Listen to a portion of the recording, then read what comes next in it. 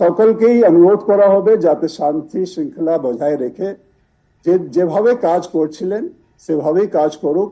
আমরা মাননীয় সুপ্রিম কোর্টের কাছে ইতিমধ্যেই দরখাস্ত দিয়েছি, ক্ল্যারিফিকেটরি পিটিশন ফাইল করেছি যাতে এক্সিস্টিং সিস্টেম কন্টিনিউ করুক और আগামী দিনেও এর সুষ্ঠু সমাধান যাতে আমরা খুঁজতে পারি আইনের মধ্যেই আমরা এই চেষ্টা চালিয়ে যাচ্ছি এবং যাব। সকলকেই ভরসা রাখতে হবে, সকলকে বিশ্বাস রাখতে হবে, পারস্পরিক আস্থা বিশ্বাসের মধ্যেই আমাদেরকে এগোতে হবে। আমরা সকলকেই আবার আশ্বাসন দিতে চাইছি, ভরসা দিতে চাইছি कि আমাদের সরকার ওদের সঙ্গে আছে, গভর্নমেন্ট সব রকম সাহায্য করার জন্য প্রস্তুত আছে এবং যে চিন্তা ভাবনা ওদের আছে, যে কষ্টের মধ্যে ওরা আছে, যে দুঃখের মধ্যে ওরা আছে, এটা আমরা সবাই বুঝতে পারছি এবং ফিল করছি।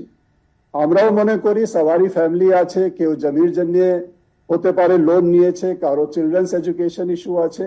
এই সব মানবিক দিককে দেখে আমাদের যে পদক্ষেপ নেওয়ার দরকার আমরা সবাই পদক্ষেপ নেওয়ার চেষ্টা করছি এবং নেওয়া হচ্ছে। তো আমি আপনাদের মাধ্যমে এটাই আপিল করব আমার শিক্ষক শিক্ষিকা বন্ধুদেরকে कि যাতে এরকম কোনো ঘটনা না ঘটে যেটাতে আমাদের যে স্টেপস গুলো আমরা নিচ্ছি এটা কারো দৃষ্টিতে ঠিক মনে না হয়।